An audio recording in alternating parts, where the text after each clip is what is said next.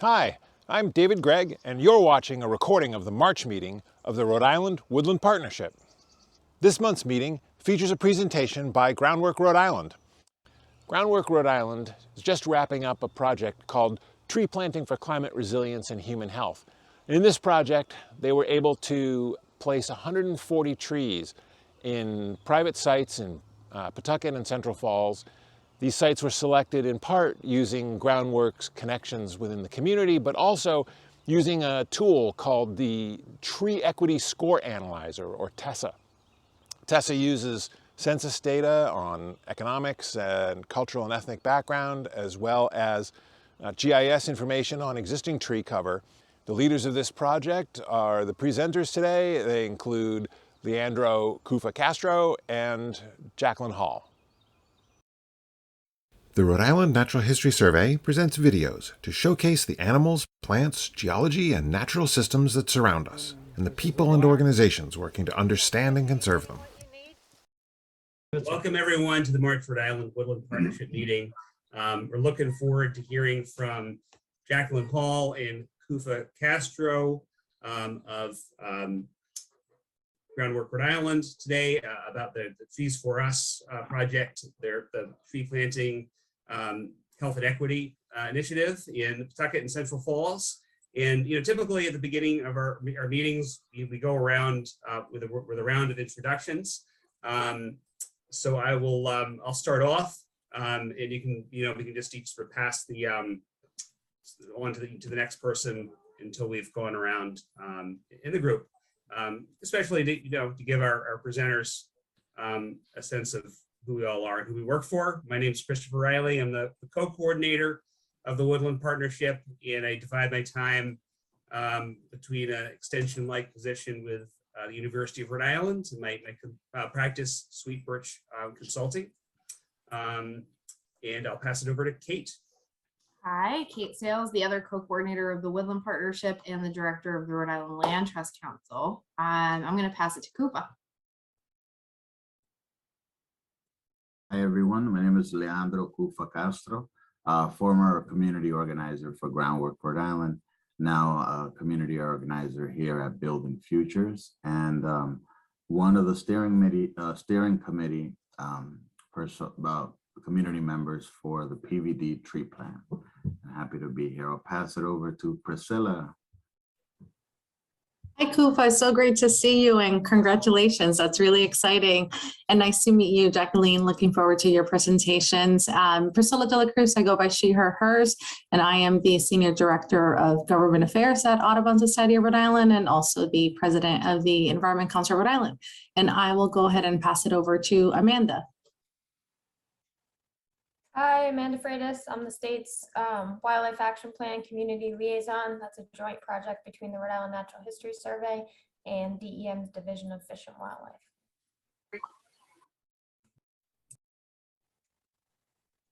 You want to pass it? Oops, forgot. Molly. Hi everyone, my name is Molly Allard. I'm with the Northern Rhode Island Conservation District in Johnston. And I will pass it to Annika. There we go. Hi Molly, nice to see you. It's always nice to see people's faces after you email them all the time, right? I'm Annika McGurk. I'm the Northeastern Region Representative with the National Association of Conservation Districts. So obviously I cover our region. I'm also the staff lead for the NACD Forest Policy Resource Policy Group. And I got a lot of benefit out of joining last time, so I hope you don't mind if I gate crash again. As I shared with Kate, it was really valuable to have a conversation with this group last time about some groups that are coming up in our region that aren't particularly pro-management, and it was really timely because they started reaching out to some of the folks in my region. So looking forward to hearing the presentations today, and I'll kick it over to Paul. Greetings everyone, Paul Rosselli, president of the all-volunteer nonprofit private land trust known as the Burrowville Land Trust in Northwestern Rhode Island. And I'll kick it over to David. Hi, everybody. I'm David Gregg. I'm the director of the Rhode Island Natural History Survey.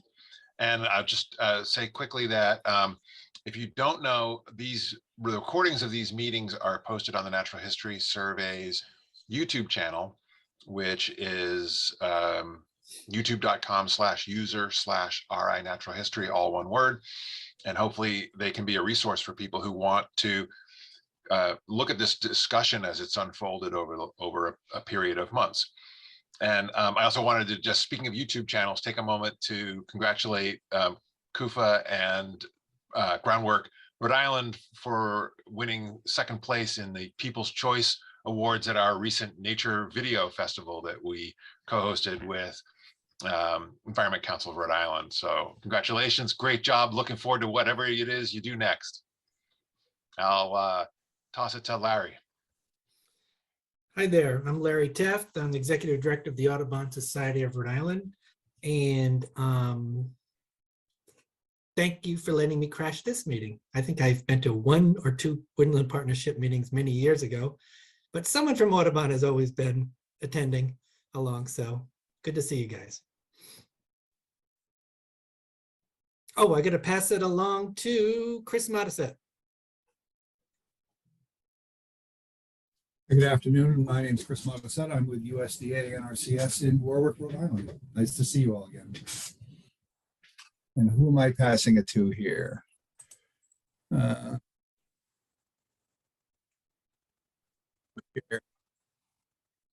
about Fern? Has she been introduced?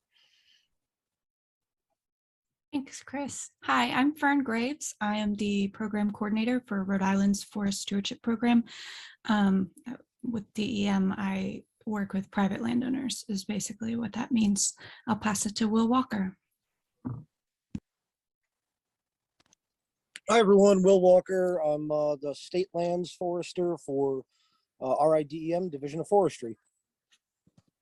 And why don't we go to Nancy?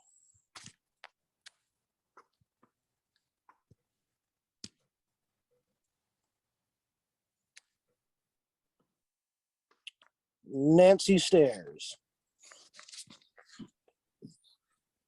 I guess someone who hasn't been introduced yet. You can just hop right on.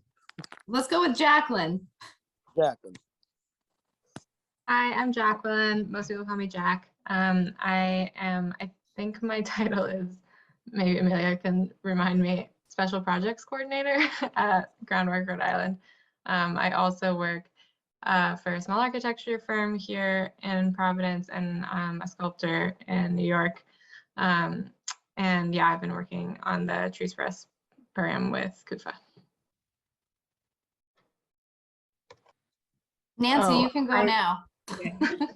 Yeah, sorry, I couldn't get things turned on. I'm just on my phone, so I can't toss it to the next person. Nancy's here from Canada. Yeah, at the moment. I'm with DEM, Division of Forest Environment, and I am the Cooperative Forestry Program Coordinator.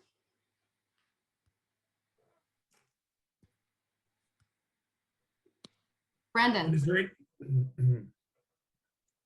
Hi, I'm Brendan Buckless. I'm with RIDEM, Division of Planning and Development. I'm a senior environmental planner, but I also am the program coordinator for the Forest Legacy Program here in Rhode Island. And I will kick it to John Mitchell. Is John Mitchell gone? Thanks, Brendan. My name is John Mitchell, Stewardship Coordinator with the Narragansett Bay Research Reserve, partnership with DEM, and NOAA, Audubon, and formerly in many other partnerships beyond that, mostly located on Prudence Island. Amelia, you're up. Hi, I'm Amelia. I'm the Executive Director of Groundwork Rhode Island, here to just lend my support to Jack and Kufa for their presentation. And I have no idea who has not gone because I came late. I think that's it, right? Great. Yeah, thanks everyone. Know that it gets harder as you go on in the process with that, but you did a nice job. At this point, I think we can turn it over to Kufa and Jack for their presentation, and look forward to having some time at the end to ask questions, talk about things more. But at this point, it's great to have a robust group here today, and you guys can take it away.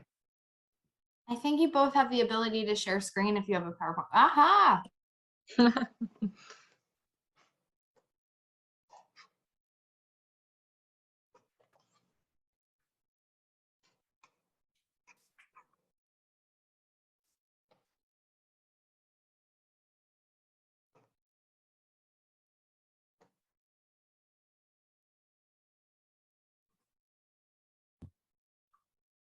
So yeah, thank you again, everyone, for having us. This is, we're now into the third round of what we, after many trials of names, came up with trees for us. Kind of like a good hashtag, easy to say, easy to communicate. And the Trees for Us program came from us being stakeholders in the building of the Tree Equity Score Analyzer, the TESA, by American Forest, where our focus was coming from Pawtucket and Central Falls, seeing the high asthma rates, the really low tree canopy, the hottest temperatures in the summer recorded in both Central Falls and Pawtucket, and also some areas in Providence. Working with youth on the ground, and walking around, feeling that lived experience of just like walking through a mile street without a tree in sight, and going through barriers of just like, okay, there's some programs maybe that the city is offering that a lot of people are not accessing, or maybe the trees, those resources are going to areas that are already green. How can we do it equitable tree planting and make sure that they're going to the places that need it the most? And this tool provided the opportunity to do this. And the goal was to plant 140 trees in Pawtucket and Central Falls.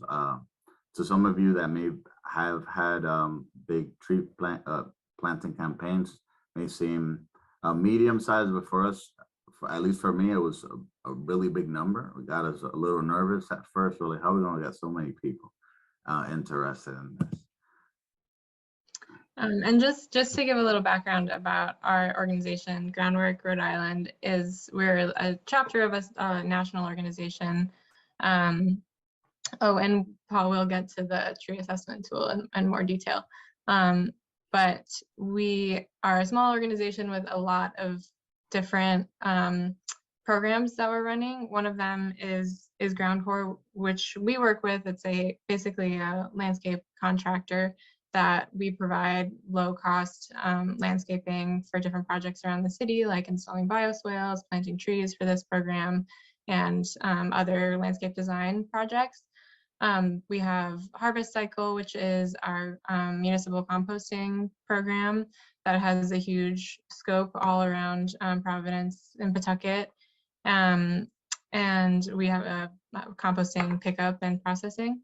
We do an adult job training program, which does trainings for adults in environmental jobs, like things like brownfield remediation, but also, some experience with stormwater stuff and the tree planting projects as well.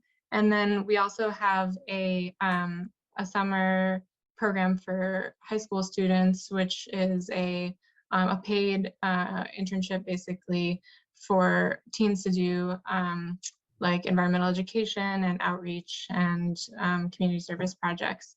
And then we also maintain a couple of sites. We have a greenhouse on Prairie Avenue, and we have a garden and compost processing site on Ring Street, and we're working on building another composting site. So there's a lot going on at Groundwork.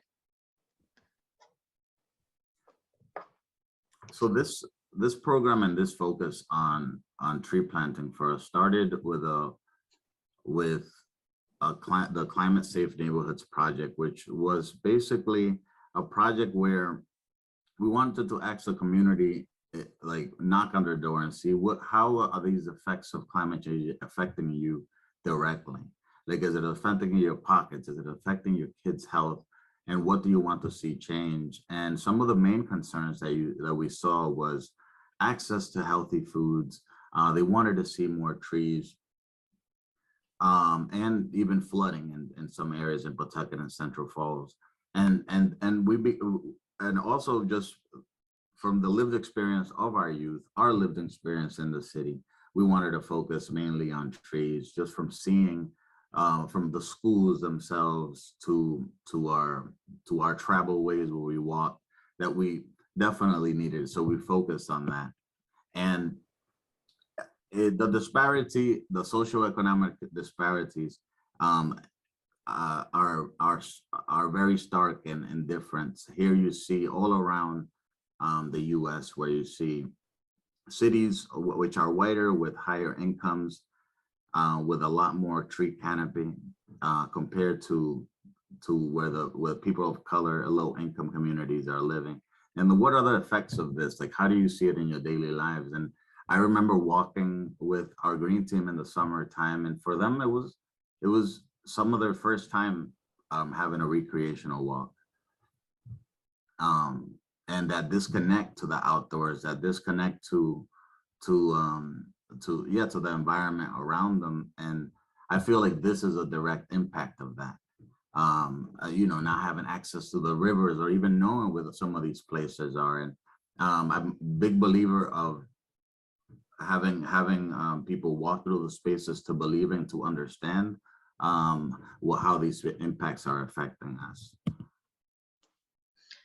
So American Forest has developed this tool called the Tree Equity Score Analyzer, which basically kind of combines a lot of data to kick out basically a score that is basically a useful tool for indicating areas in the city that have had this historical discrimination that has ended up in low tree canopy covers. So the Tree Equity Score Analyzer combines all these data sets, like the current canopy cover, the income level, age, health, vulnerability, percentage people of color, people in poverty, things like that. And it kicks out this score, which basically, it tells you something in definitive terms that you can kind of see in an obvious way, which is that a lot of areas with lower income and more people of color have fewer trees, and that has a higher impact on public health and a lot of other issues. So this tool has basically just been a really useful way for us to, in a kind of cut and dry way, prioritize areas. When people sign up for a tree, we look at their score, and that is basically what helps us decide who's eligible for the program if you have a low enough score. And it kind of makes it also less personal in some way. It's just like, well, your score is 97, so sorry, try something else. But if you want to go to the next slide, yeah, it is parcel. So, oh, Kufa, you're gonna do this one. Yeah, so like we mentioned at the beginning, 140 seemed like a quite a number for us, and we wanted to cast that wide net. And I hear this wide net when it comes to outreach so much. And we did an email blast. We were on the local newspaper. We contacted everyone in the heads also to share their information. We flyered, and for some reason, people in the greenest areas were the first one having access to this application. Even before, I feel like they were signing up before our link was live. How I have no idea, but it was just the people from the greenest areas were signing up, and we were like, wow, we are not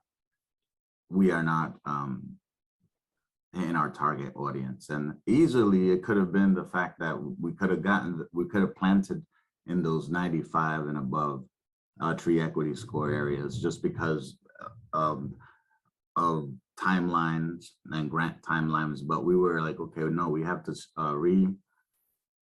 refocus where and how we are doing our outreach. So we came up with a Google Forms application, and we did it in the languages most prominent in Pawtucket and Central Falls, Portuguese, Spanish, and English. And use this application, we use our inner networks to text people and kind of doing that personal capital mapping of just like, who do you know, and text it over. And if anybody was interested, or we planted a tree there, equip them with the materials through the outreach themselves personally.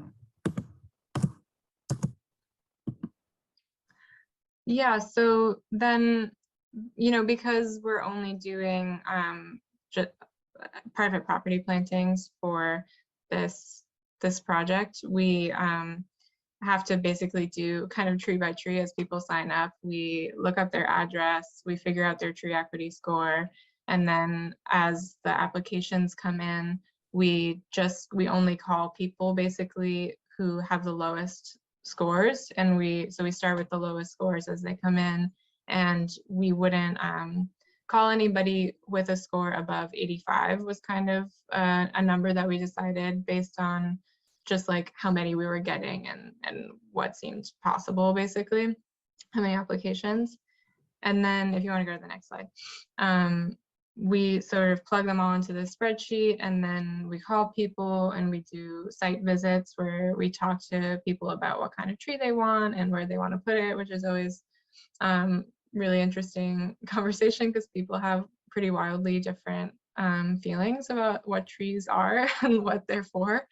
And then we kind of have this back and forth where people figure out decide what they want, and we'll give 1 to probably max 4 trees to people depending on the size of their property and kind of where they are in terms of priority. And we definitely we learned a lot and had to shift our tactics during all these meetings, which Christopher joined us for some of those. Yeah, I think we had to change our communication, with the fear of like not fear, but just trying to get to that 140 number. We were explicit, made sure the word free was bold. And that made it almost like, it was almost like a free-for-all, but kind of getting away and from our focus itself, which was make sure it's going to the areas that most needed those really low scores. So, in our second round, we just made it really explicit where our mission was. And when people, and also communicating to people that that it wasn't guaranteed that they were going to get a tree. That's where the audacity of folks, that were living almost like in a forest area or that wanted more trees. It was just like at our first meeting, at our first talk with them, we made sure we changed the communication to it is not guaranteed. With our communications, when we would go do a site visit, we almost had to deter people from the flowers and the cute small trees because they automatically went there.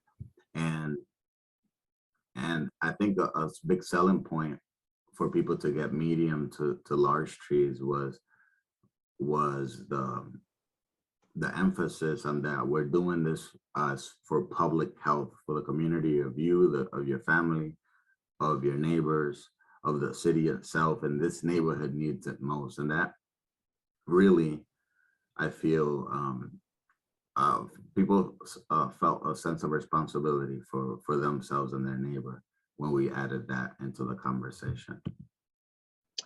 Yeah, I think that was a really like an overarching theme, is that like people are generally intimidated by the size of trees. So I gradually weeded out every picture of a mature tree from this book that we brought around. And, in some ways, like it's easy to be sort of like dismissive of that as people who think about trees a lot. Like, no, people don't realize how big trees are.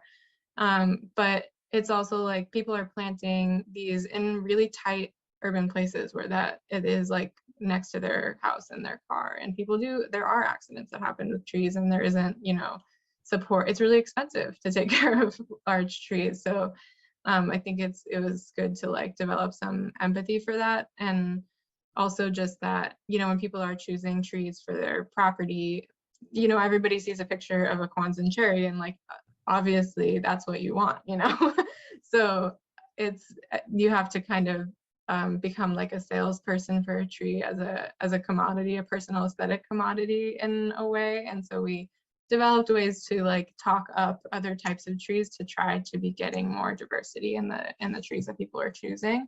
But it is, we noticed like foliage is a big selling point.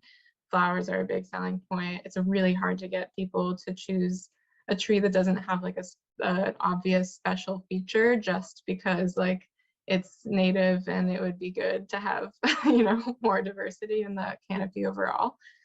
So that was definitely a challenge in the communication. We learned from our first round never to say words like humongous. Yeah.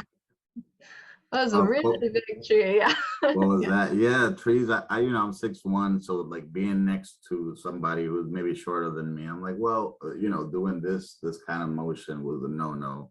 Get people dizzy, and an overwhelming like way. Like I don't see myself taking care of something so big, and also getting to the conversation, giving more information as to when this tree will reach that maturity also helped out. We're like, all right, maybe I'll be gone by that time. Yeah. So as everyone in here works with their environment, and we looked at three places in Pawtucket and Central Falls that need attention. It could maybe be your next project. And thinking about those high impact places, where are people moving from point A to point B? Where are the high traffic school areas? Where if you plant, you have somebody who will take care of it. You have that stewardship, you have a community that will. And we looked at these three places. Slater Middle School, which is on the corner of Lonsdale and Mineral Spring, with a tree canopy cover of 3%. We started, we didn't have any connections there in that school, and those are built with time by being annoying and showing up all the time, knocking on their door. COVID kind of made it really hard to connect with schools because they were so busy. But we started planting right down that street, and we feel like we're almost there. We planted at the Pawtucket housing facility, right near the fence, enough to be able to shade those walking to the school. So we're on our way there, but anyone with connections to Slater Middle School, it can be your next project. Here we have Vicentes. This is an old photo that Google hasn't updated, but it's a Portuguese restaurant, a Portuguese supermarket now. And the tree canopy cover is of 0%, but this is one thing. If you look at the TESA, this neighborhood here has a 95%. So you really have to, do that boot, a ground truthing, and go to these places and see like, okay, so many people are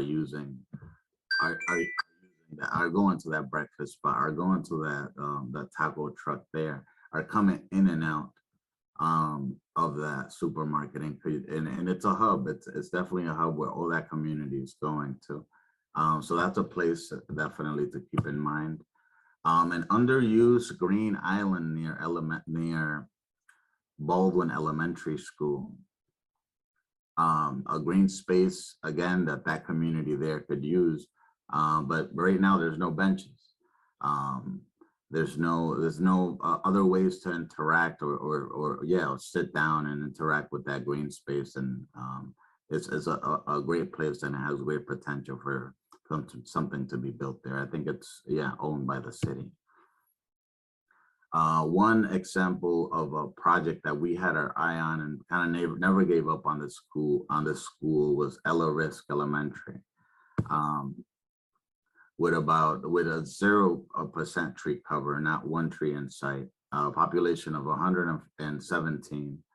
And an average day in the summer, 96 degrees, about 1.1 miles away. In Lincoln, that same day could be around 77. And since Central Falls is so small, most people walk their children to school, so it will be high impact. And also it's at an intersection where there's so much traffic that impact again will be reduced by you adding trees to that area. So this is an example that we use either when we're looking for funding or trying to make the case that this place needs attention. And who would we engage? The teachers themselves. There's a church right across the street. You know, I think slowly and more intentionally, we're trying to make connections at church, at these hubs where there's so many people gathered and they want to do some action. And then at the bottom of the screen, it's just like, who can pay maybe for this project? Whose door can we knock on, and whose population is it affecting?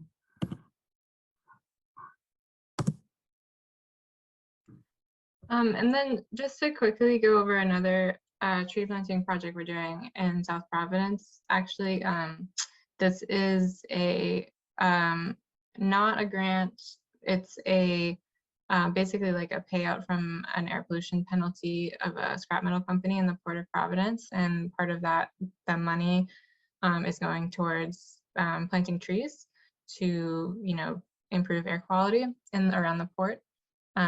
So if you want to go to the next slide, just to show you, this is that area. This is South Providence and the port, and you can, and we're basically trying to plant trees in the, heavier trafficked residential commercial areas close to the port in South Providence. And then if you go to the next slide, in Washington Park as well. And in this project, because the Providence has a lot of, there's a city forester and there's the Providence Neighborhood Planting Program that do a lot of street tree planting. We've been working closely with them. And so we're able to mostly plant trees in the public realm in the sidewalk there, which is really great because that's much more difficult for us to do in Pawtucket and Central Falls. So we are trying to plant a lot. We're working on Eddy Street and some on Allen's Avenue, which is a really tricky spot to plant because of all of the, there's the ocean air, there's the trucks, it's such a big trucking route, and it's just kind of like a harsh environment for trees. And then we're focusing on all these side streets in Washington Park and Lower South Providence. So if you want to keep going. We also just a note that we kind of knew this going in, but the TESA, really, the Tree Equity Score Analyzer, kind of confirms a lot of what you sort of suspect about this area, which is that it has a pretty low tree equity score, one of the lower ones, and it has really high rates of adult asthma, this is from Groundwork's mapping tool. And we actually did just plant all along Byfield Street in South Providence, which is a street that faces directly onto 95 at the sort of bottom of, here, let me just, and it's, well, maybe I can't do that. Okay, the bottom of this orange shape is Byfield Street. Yeah, thank you. Okay, and then the next, and something that we're just coming up against a lot there, or that I'm learning about maybe as someone who's kind of new to this work, is like, it's really hard to plant in the sidewalk. There are so many constraints. And this is something we've also experienced in planting in downtown Pawtucket. It's like there's a ton of utilities underground in downtown Pawtucket and South Providence. And when you're actually like out walking around and looking for places to squeeze a tree pit, an undersized like tree pit, it's really difficult to get these trees in. There are wires everywhere, there are utilities everywhere, there's a million curb cuts. It's a really difficult puzzle. So if you want to go to the next one, something that I'm just thinking about and want to throw out there as someone with a design background is that, like, this is also like a street design problem, which obviously can't be fixed in a in these types of projects, but is just something to keep in mind and to advocate for in urban planting projects, is that we need more soil volume for trees. There should be interconnected tree pits underground, and most of the trees that we have are kind of not doing great PR a lot of the time because they don't have enough space and they're ripping up sidewalks, and people, you know, don't like them for that reason, which is reasonable. If you want to go, I just threw in some of these drawings of what that could look like. But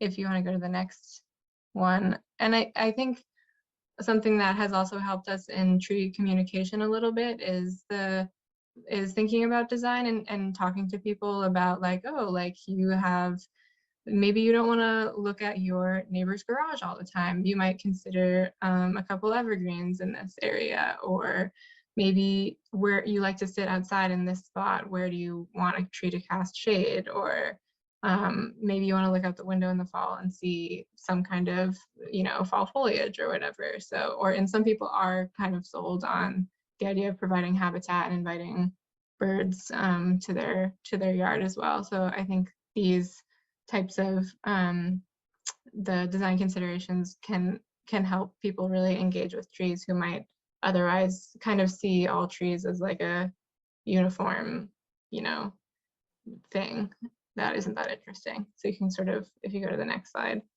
I remember talking about a habitat when we had the instance where there was a tree that brought a lot of moth. Remember the moth story? Where I made the mistake of saying moths, and somebody really didn't like. Well, yeah, they had a side conversation in Spanish where the daughter was translating for the mother, and she's like, "What are moths?" And she's like, "Well, it's that animal that eats all your clothes." And we went back to butterflies and birds. Yeah, only say birds. But yeah, just like helping people when we're showing them the trees, like realize that not all trees are the same. In fact, they have like incredibly different architectures in a way, and that's something that you can think about and observe when you're picking a tree for your yard.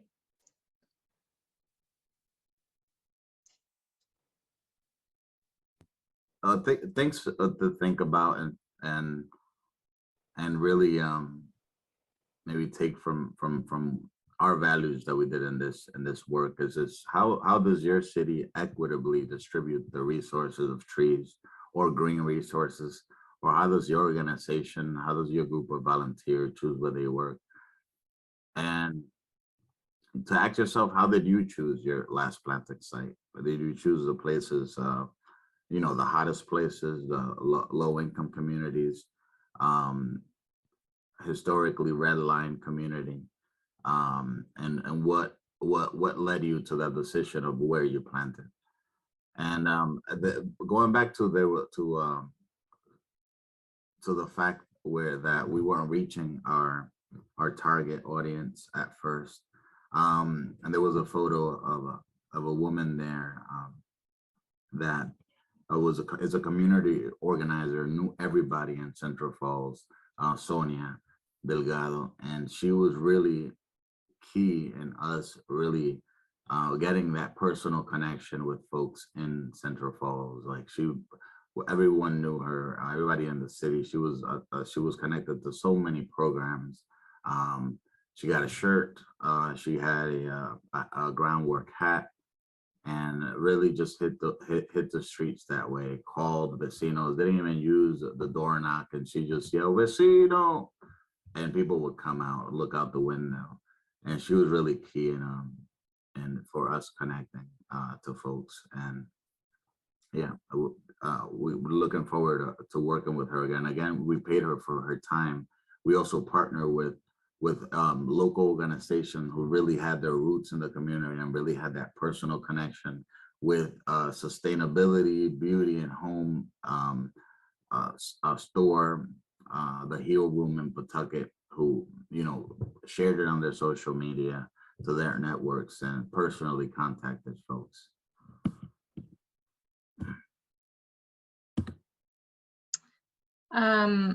And I guess some things that we wanted to talk about with all of you, especially because, you know, neither of us come from a science background, you know, so something that I feel like has been harder for us, or maybe that we just don't exactly have the capacity for, or need some more eyes on in terms of the work that we're doing, is that we don't really have the ability to do like evaluation and monitoring of trees after we plant, to see like what's thriving and what's dying and why and all that kind of stuff. We just kind of get them in the ground and hopefully water them.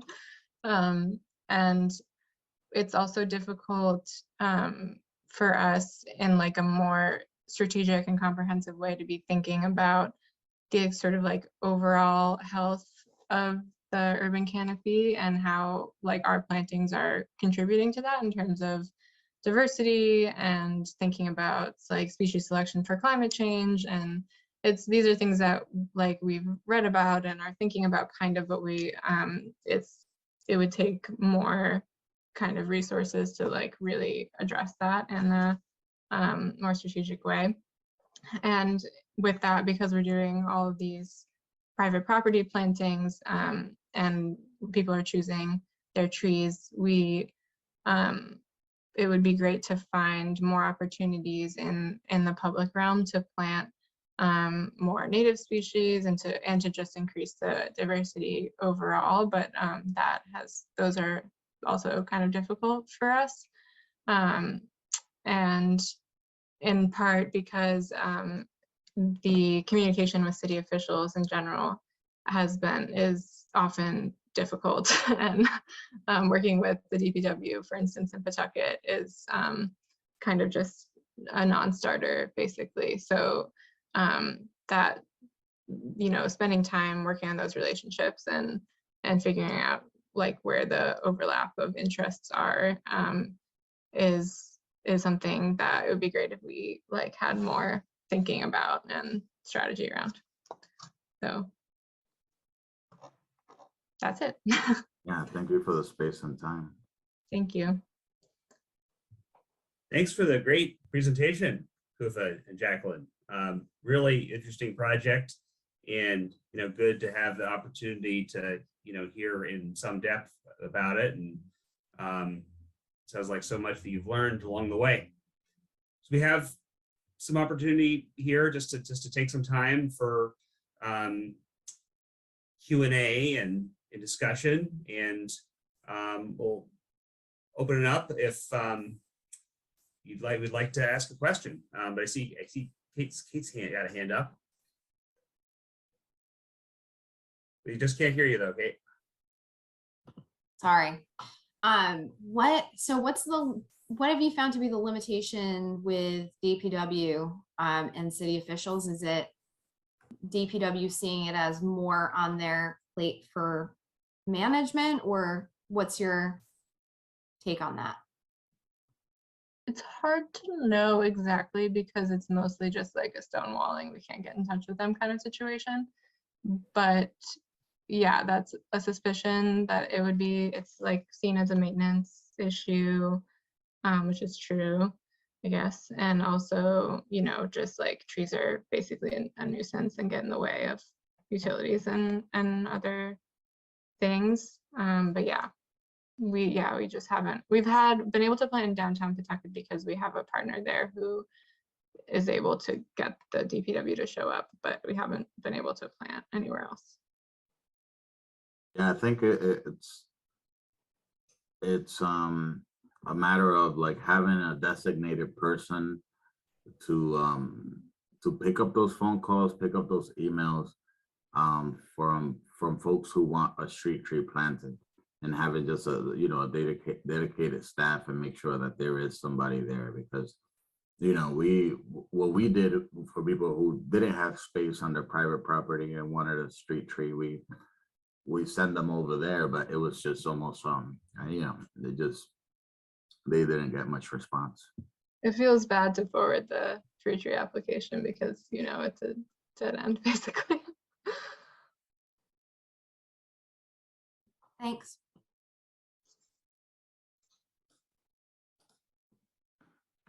Claire, are you next? I think so. Is that You can go ahead, Larry. okay? Looks like you have a question. I'm sorry, I wasn't sure.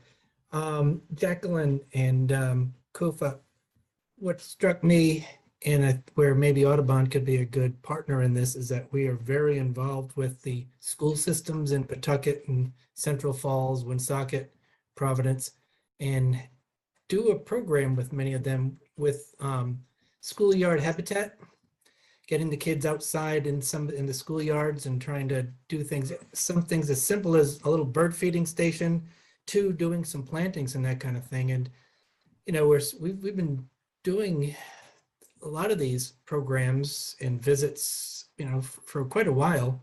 Lauren Parmalee is our education director, and she knows all the people involved in these various schools as to who might be good resources to if you wanted to do more in the local schools. So I noticed one of the schools that you mentioned is a school that we do visit, you know, and we have a relationship with them, both through the school themselves, but also in the past through the Providence After School Alliance. So, you know, certainly we should try to touch bases because there might be some synergy there, you know, between getting some real native trees out there rather than just little plantings on some of those. It sounds to me that you would be the experts as to really kind of say, where would be the priority school to maybe institute this and then set it as an example for others to say, hey, I want in too. So just a thought. That's great. Very impressive. Thank you, Larry. Thanks. Paul, did you have your hand up? Okay. I've got a bunch of questions, but first an observation. I thought the presentation was great. Really is great. I applaud you. The problems of communication, what you think up here and then what comes out of here, and then what gets reinterpreted. Oh my God, you know, you need a glossary and a dictionary to keep track of all of it. A couple of questions I had after listening to both of you about communications.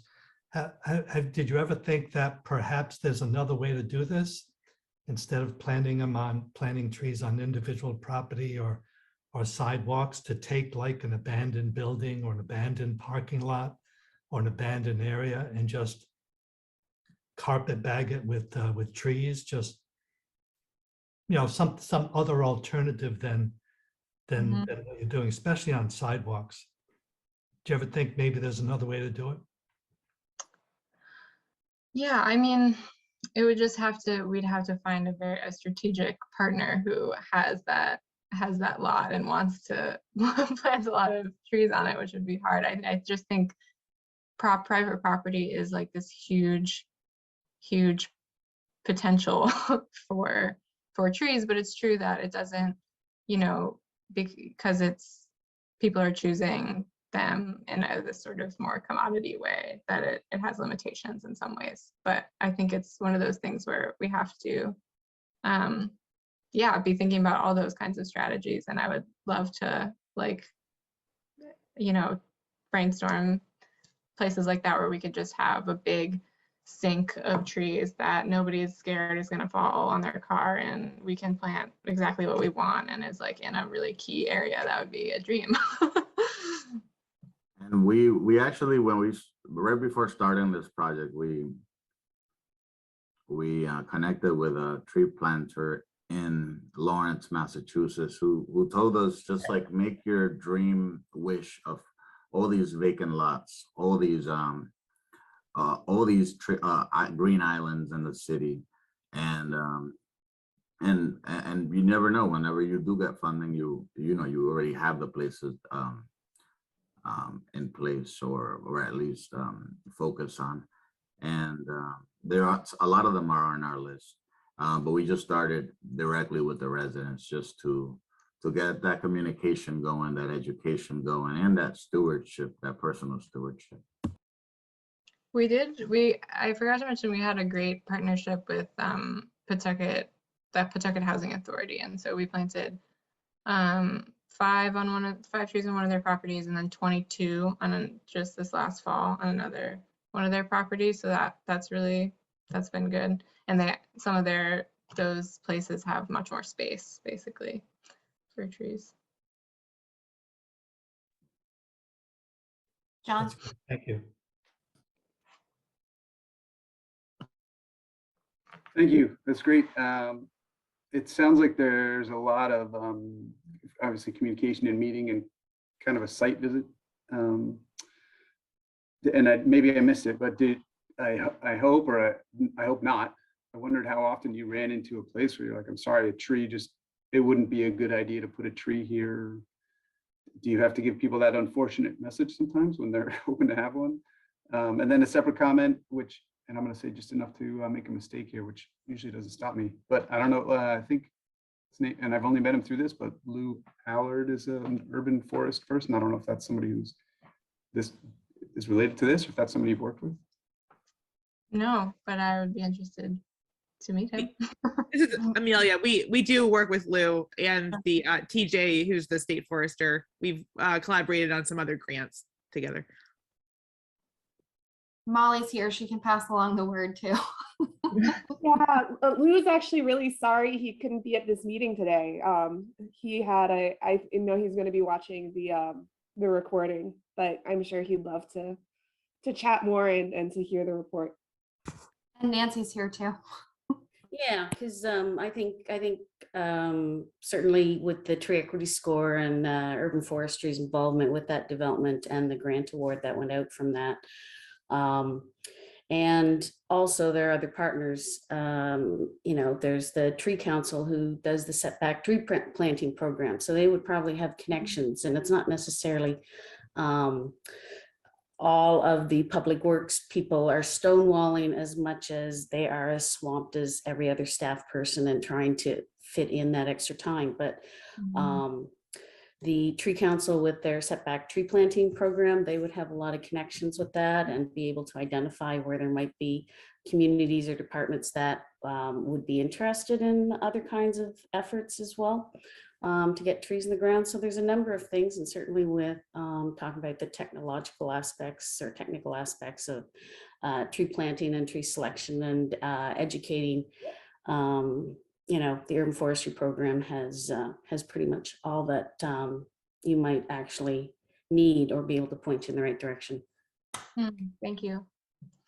And just to answer the question about if we ever encounter places where we have to say no, yes, though usually we'll try to just squeeze in something very small and harmless, which does happen a lot. Like there are a lot of places where like you really can only put a like very, very small tree.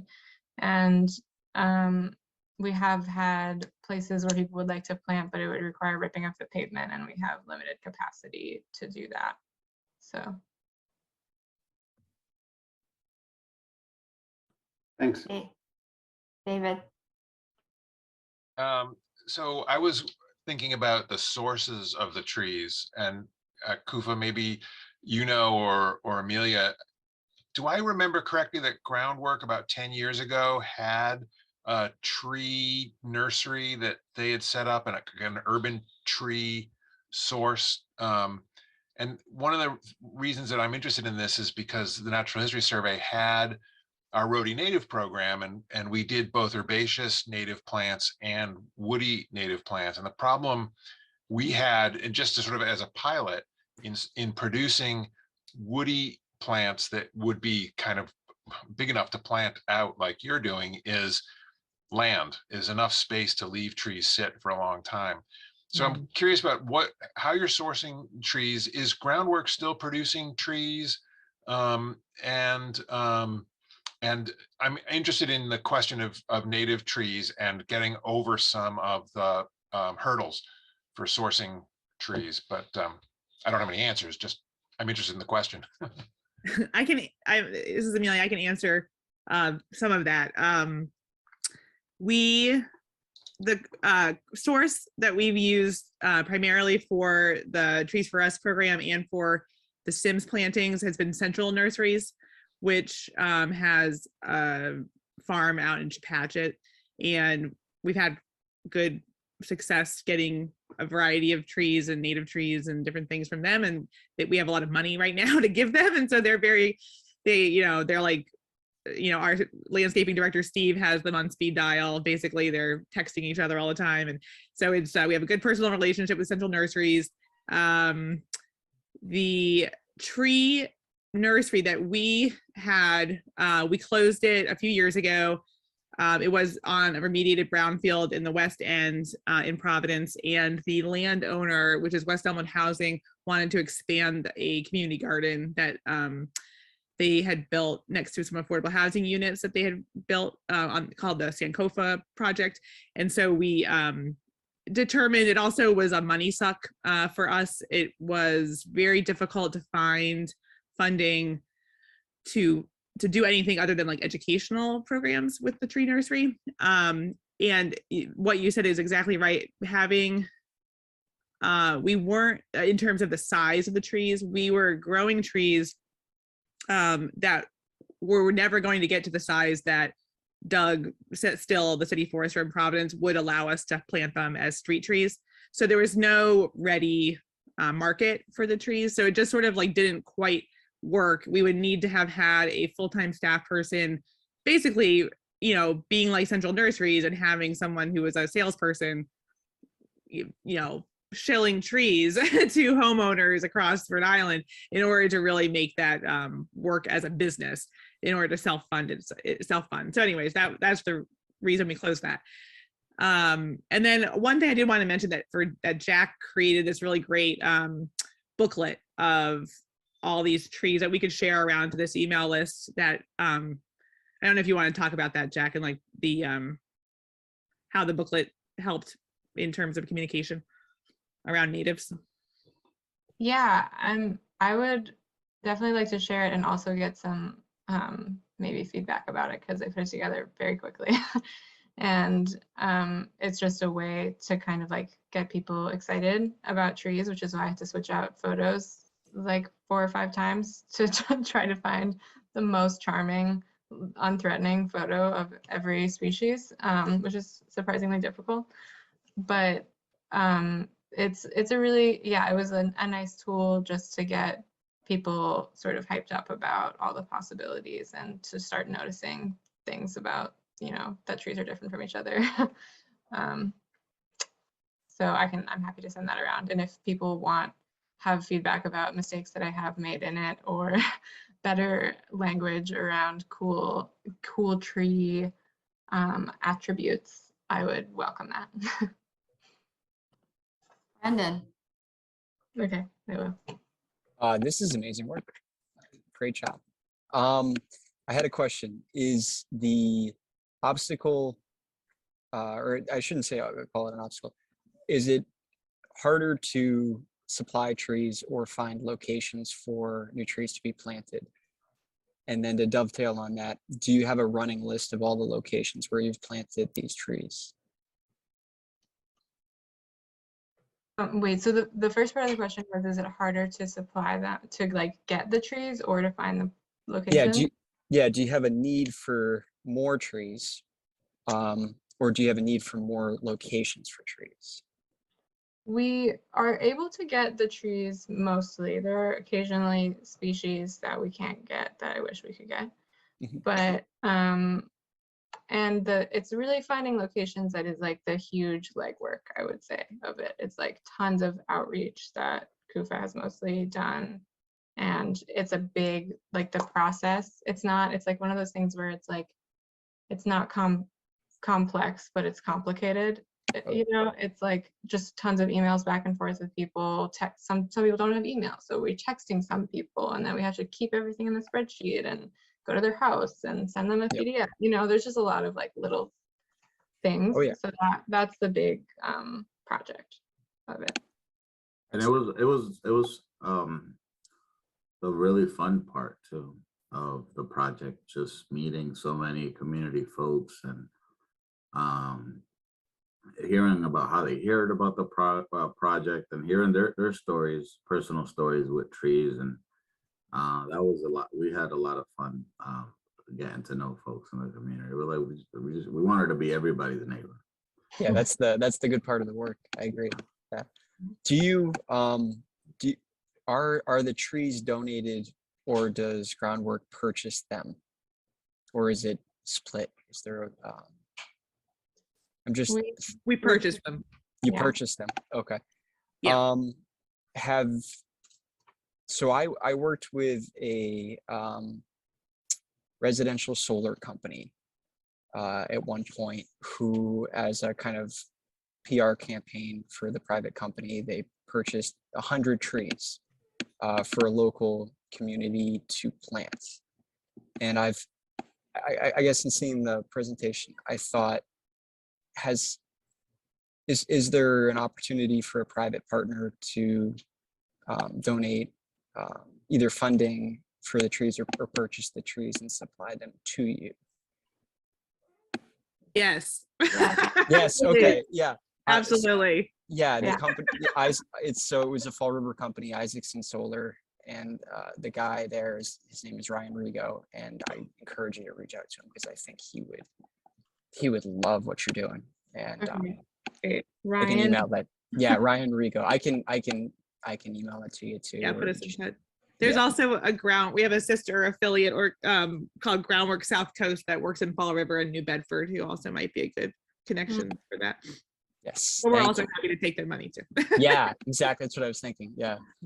We have some also, if anyone has thoughts about this, it's a little tricky for us. The tree storage between when we get them and when we get them in the ground has been kind of a problem sometimes, just because it has to be, grass, and there has to be a secure, and then there has to be a hose, and so we've had some people do us that favor, and it's nice of them, but it's always like, it feels precarious.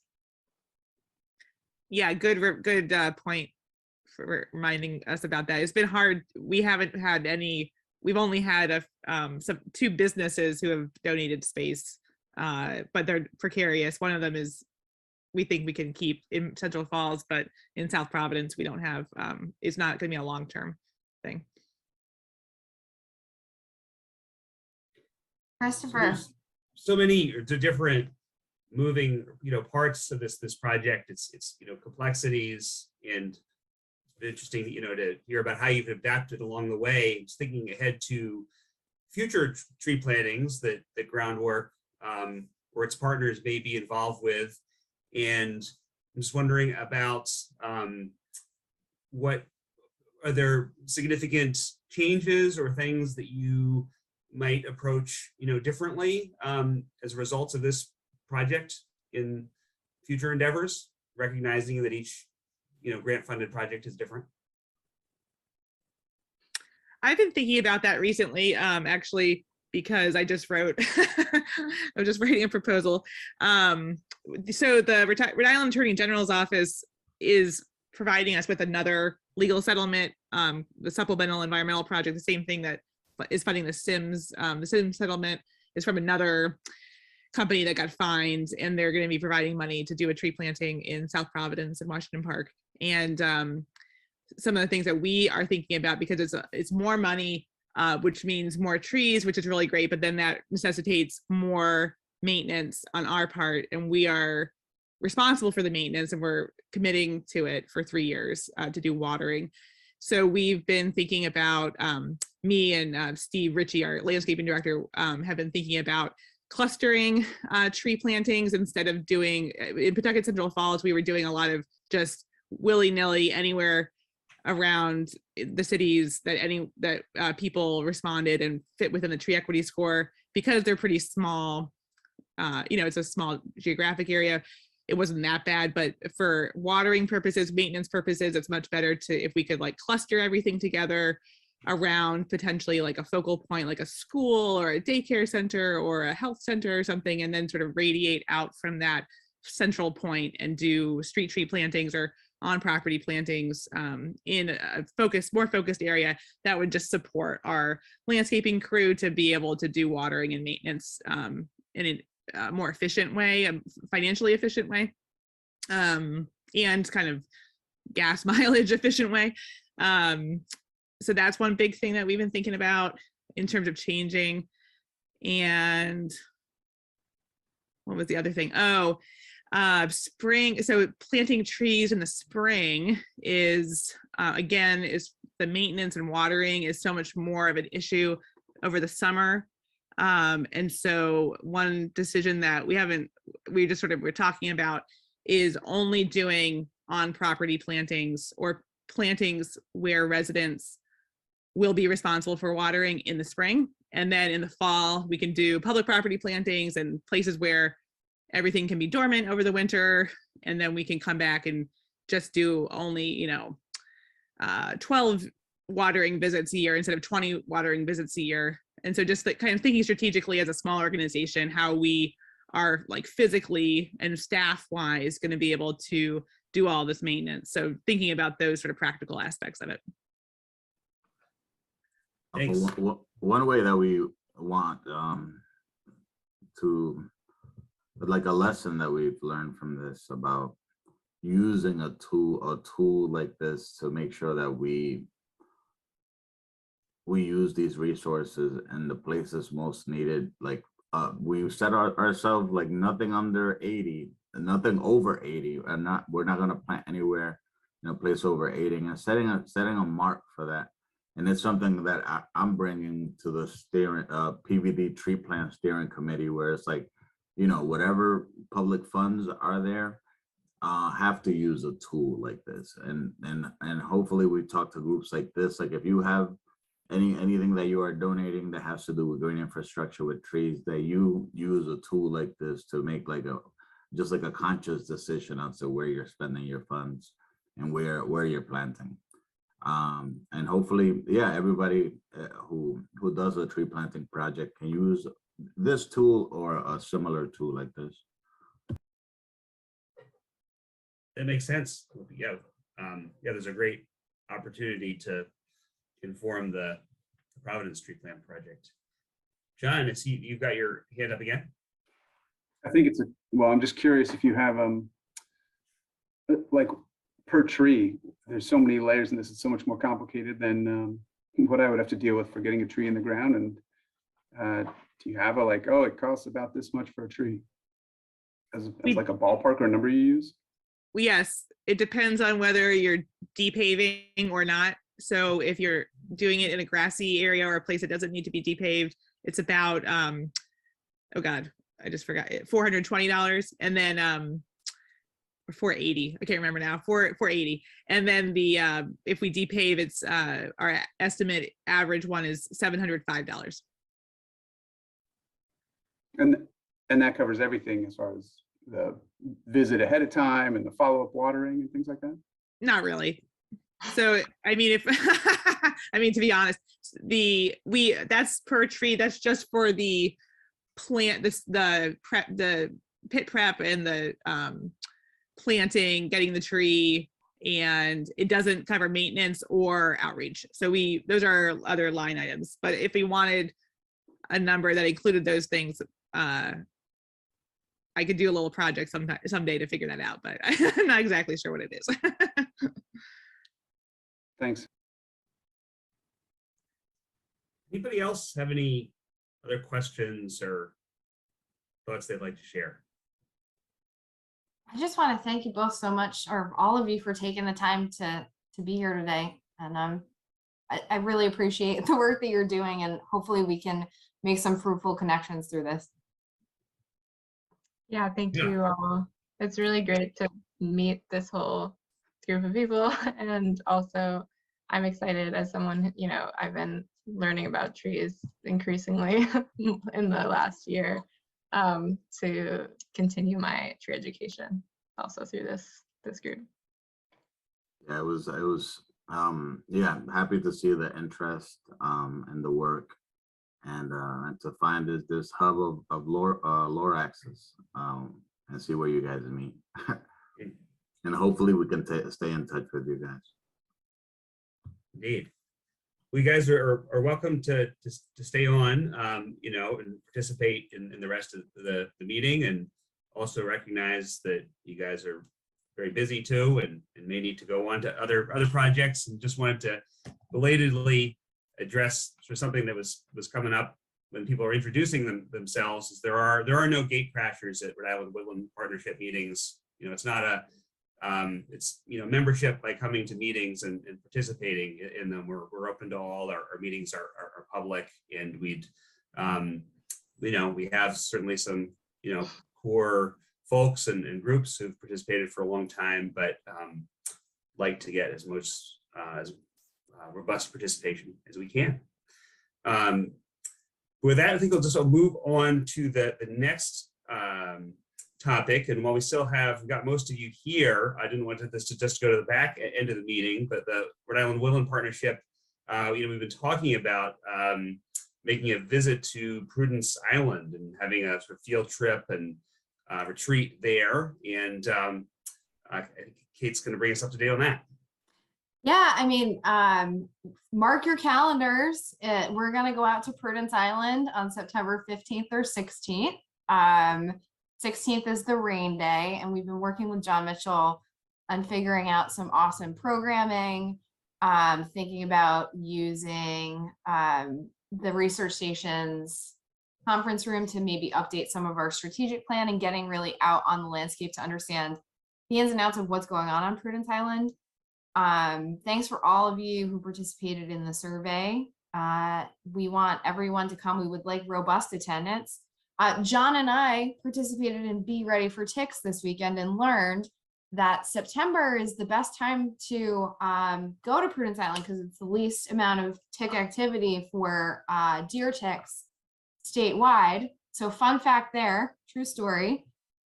And yeah, I really hope we get most or all of you to participate. It's going to be a really fun day. I also spoke to the Prudence Island Conservancy yesterday, and they are interested in making connections and hosting us maybe on a walk as well. So, John, do you have anything to add?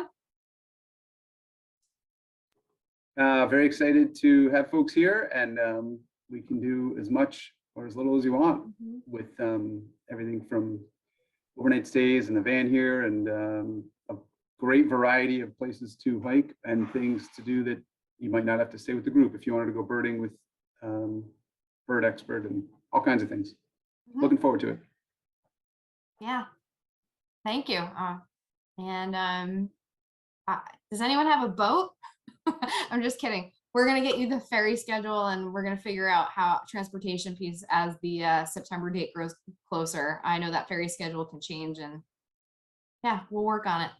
So we'll keep you in the loop on planning between now and then. So no, just as we were beginning the meeting, there was a land use commission discussion that we're starting up. I know that not everyone who's there is still able to be on the meeting, but Paul, I just wanted to ask if you might want to revisit that now, or if that's something to pick up offline. Does everybody need an update as to what this thing is? Yes, okay.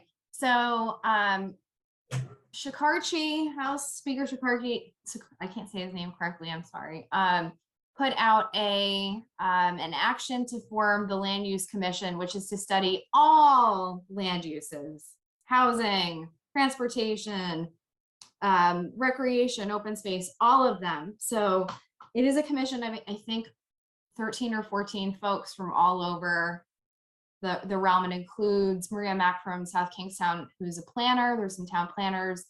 Larry's on it, as well as Topher from Save the Day, but it's building, and it's lots of other industry folks. And the focus has mainly been on housing. The commission itself is supposed to come up with a report on how we best approach land use in general. And so far they haven't covered anything having to do with conservation. So I know that I've been attending as many meetings as I can, and have sent testimony saying we need to be talking about conservation as well.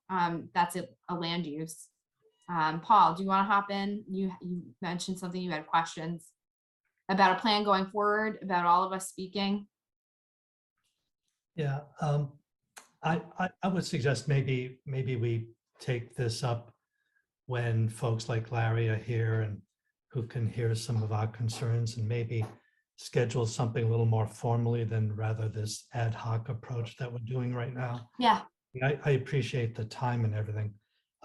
My knee-jerk reaction was this came about, was a year ago, with both the current director of statewide planning, who said that land use 2025 has got to be revised. And we all shook our heads as to say, why? What's going on? What do you mean? What do you mean land use 2025 has to be revised? And so they started this commission, and here we are today.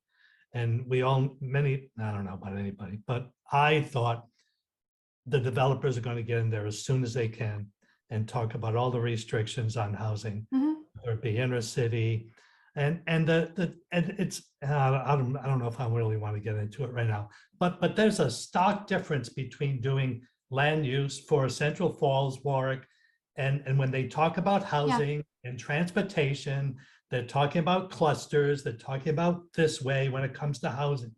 And when they come out here, they talk about clear cutting and building new roads. That's the difference. So there is no equity. There is no equity when it comes to land use planning in Rhode Island. And the current consensus is on some of those meetings that I've heard is that the developers are going to win out. There's going to be more clear cutting, and there's going to be more building of roads, more asphalt, more concrete, and DOT is going to support it. And well, that's what we hope doesn't happen, Paul, but I can't disagree. I think that there's only been one opportunity for folks to provide comments from the natural resources side of things. I would say it's a positive thing that we're hearing that internally that commission wants to hear from the conservation community. And I would suggest not only taking this offline and talking about it in the background, but when that hearing happens, everyone here can come testify unless they can't. I absolutely agree with you. But I think for here in this space, and we've got some time, Larry's right, this is going to be a year-long process, maybe even more.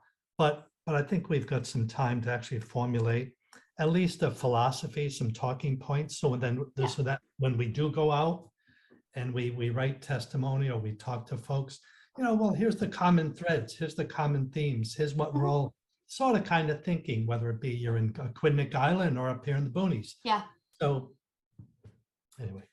So one way to approach that, or a couple, Paul, it'd be, of course, some of the partners who are most directly involved can have their own in-depth meeting. We could have a sort of focused discussion, on this as we have on, say, the Forest Conservation Act topic leading up to that. Is that something that might be helpful at an upcoming meeting? Or? Oh, absolutely. Okay. We will put a pin in that to return to it then. Try to have everybody who could be in that discussion participating.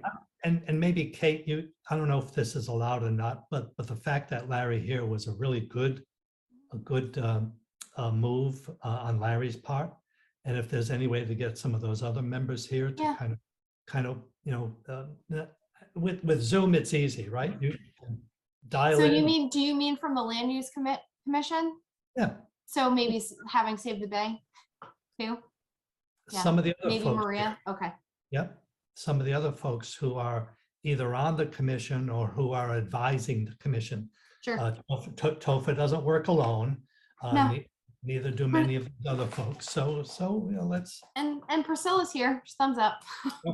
We've got. Yes, I can also flag this internally for Larry, and I'll leave this up to you, Kay and Chris, but perhaps maybe an agenda item for next month, or if we wanted to do a separate meeting, however I can help to make that happen. Thanks.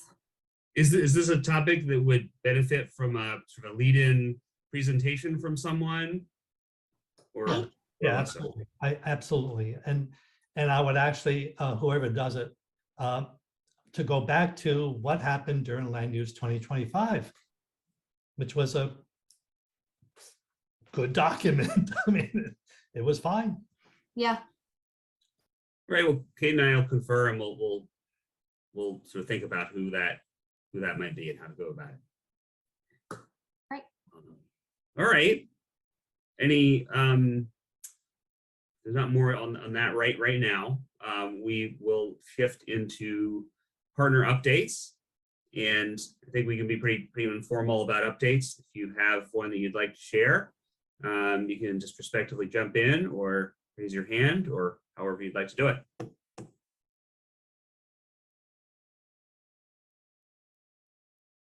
Paul. I'm the only one. We got an open space grant. The Bartleville Land Trust applied for a grant of a whole bunch of money, and we got it all for one of the last working farms in the town of Bartleville, 65 acres. We're waiting for our matching funds to come in any moment now. And then we're just going to close the deal. Yeah, it was really nice. Was it the 15th, I think? A couple of days ago, DEM, Governor McKee and DEM announced it, and there were 10 projects statewide. Bartleville got 2 of them, the town of Bartleville got 1, and the Land Trust got another one. But some really nice projects. I think a total of 400 acres. I don't know if anybody's seen the press release. You folks who work for DEM, you probably have seen it, but it's on the DEM website. There it is. Yeah, there's a couple of errors in there, but they're supposed to be corrected. Yeah. But 400 acres all throughout Rhode Island. That's a pretty good number. I would love to hear from Kate as to if you think there's going to be another bond referendum this coming November. That's so funny that you mentioned it, Paul, because also on the 15th, when this press release came out, there was a hearing in Senate Finance on the green bond. So it was kind of perfect timing to be like, well, this was the last $2.7 million that we're spending on the local open space grant program. It is in the governor's budget. There is going to be a bond referendum. It's just now we're in the background trying to work on what is included in the bond. So right now there is $3 million for the state open space program and $2 million for the local open space grants, which is what Paul's referring to, which is how municipalities and a lot of land trusts are able to do projects. We're trying to also get them to fund the ALPC or Farmland Conservation Program, which doesn't currently have any funding in it, which is a big concern, knowing that we, meaning the Land Trust Council, and a few other organizations really are hoping that we get that ag piece funded, knowing that there are huge development pressures, and if we don't have any money, we won't be able to work towards conserving our farmland that we will be depending on as life keeps going and we need local sources of food. So yeah, I'm just gonna jump on your update, Paul. So that's what's been going on. If I can make one observation, which was fascinating with the press announcement, was that this money is from the 2016 and 2018 bond referendums. My goodness. Oh. So there's a thing that I think gets missed internally, no offense, DEM, by the people who are in the accounting office. They often look and see, well, there's unspent bond funding. Like, why would we give any more funding to open space or any more funding to ag land if it's got $1.7 million? But the missing piece is that all of the land conservation projects are really complex. They have multiple partners and they take multiple years. So while it shows that money is still left in the bank, the large majority is already allocated to projects that have had appraisals that are on the way out the door. So I really actually think that there's been a lot of difference. And this is my first time in this realm, but I feel like everyone's hearing us now and understands that there is a lag time and is taking that into account. What we do need is a nice shiny accounting method. So every time the governor or whoever looks at it, it shows what's allocated and hasn't come out of the account yet. But hey, that's plenty. The Land Trust Council is holding a speaker series as with Audubon as a lead up to our summit, which we're holding in July. And we've got a lot of fun stuff coming up. We've got lots of stuff. So check out our website, and I'm gonna stop giving updates. Thanks. Do you know when the agenda for the summit or a tentative version of it may be available? We are opening registration in mid-April, and we will at least have the big announcements for our big workshops, and then our agenda will come out a little bit after that. That's the plan. Priscilla, you want to hop in?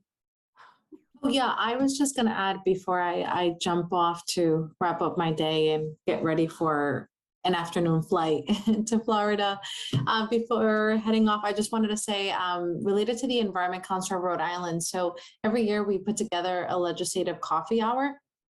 Of course, during the pandemic, those have been via Zoom, and it's really our opportunity as an environmental and conservation community to come together and talk to legislators on the emerging priorities of the Environment Council, but also just generally have some discussion around these topics. This year, because it's relatively, of course, easy to convene these type of events via Zoom, we chose to have two. So we had our first one last month, and now on March 25th, we'll be doing one via Zoom. So I just copy and pasted the Zoom link. It will be on the Environment Council's website pretty soon, so sorry it's not on there.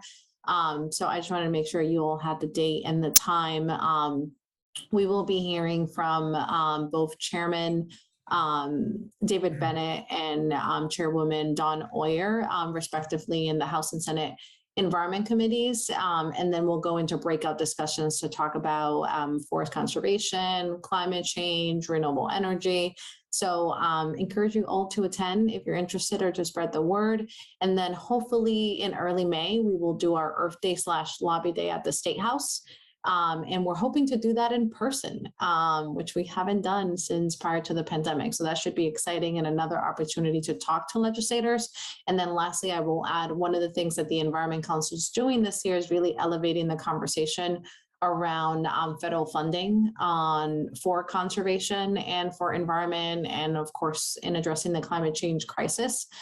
So working really closely with Kate and others and following the governor's budget. So again, more opportunities to continue having these type of discussions related even to the green bond as well. Priscilla, can I ask you a question? Is there Yeah, time? go for it, Paul. Yeah. Any thoughts about any of the municipalities or land trusts utilizing the ARPA funds for land conservation or any type of climate change mitigation? I don't know specifically at the municipal level. I know cities and towns have sort of their own process. I know that in Providence, there has been money designated for climate resiliency work and other sustainability efforts in Providence using the city's ARPA funds. And at the state level, what I do know through the Environment Council is that we've put together a list of recommendations. And actually working with Kate and others, we've recently updated our recommendations and submitted those to Speaker Chikarchi and to Senate President and other leaders in the General Assembly, really elevating sort of three high-level needs for funding, and one of them being forest protection and open space conservation. So, and actually, I'm pleased to report that I will be meeting next week with Chairman Abney from House Finance to talk about that memo. Awesome. Thank you. Oh, you're welcome. Thanks, Molly. Priscilla. Thank you for the time. Good seeing you all. Have a good day. Bye. Just a couple of quick things to share. The Rhode Island Environmental Education Association has our annual summit coming up on Saturday, April 30th. And the reason I'm sharing that here is because the topic is tree equity, and Kufa and a couple of his other colleagues from the PVD tree plan are our keynote speakers. So I thought it might be of interest to this group. We take a broad view of environmental education and who is an environmental educator. So many of you in this room, I think might find yourself at home there. RIA.org if you're interested to learn about that. Also, Northern and Eastern District have seedling sales open right now for online pre-ordering. If anybody needs some bulk conservation trees, we still have lots of seedlings available, although they're going pretty quickly. That's that. Thanks, Molly. Or what update I think, or many of you are aware of the climate adaptive silviculture research project that's I'm involved with. It's a joint project between University of Connecticut and now URI, and it's a replicate site for the different treatments. It's going to be being established down at the Decapit Preserve in Richmond, Rhode Island, and we're having a workshop focused on this project, coming up on Thursday, April 7th. It's largely for, practicing foresters but also is, parts, open to people who, have a strong, interests in, climate adaptive forestry. And there's a sort of a morning workshop from, 9 to 12, which is going to be really, nuts and bolts. That's what we'll be talking about: basal area and trees per acre and that sort of thing, in developing the sort of 3 different prescriptions that are going to be, implemented at the site on about 8 or so acres each. There'll also be a field tour in the afternoon, which might have, more broad appeal. And I know that I've already been in touch, with some of you who are, quite directly involved with forestry, to invite you, but wanted to make everyone aware of it. And if you have an interest or might just be interested in checking out the tour, let me know or reach out, and I can let you know more about that.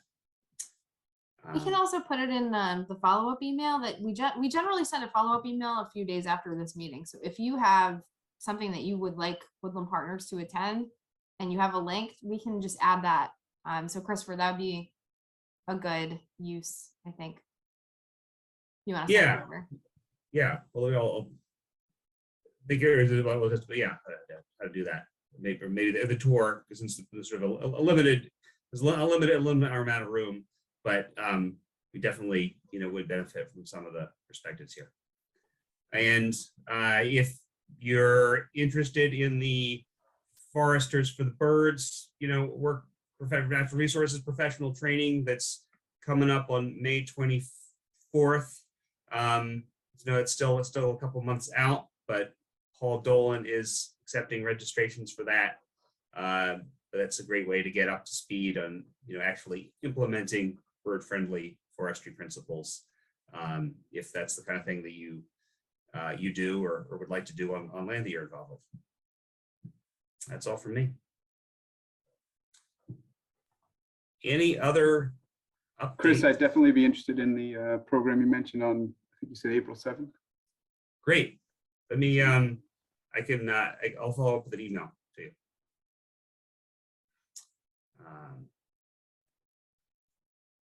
I think this brings us to the conclusion of our meeting. Kate, do you have something you would like to say?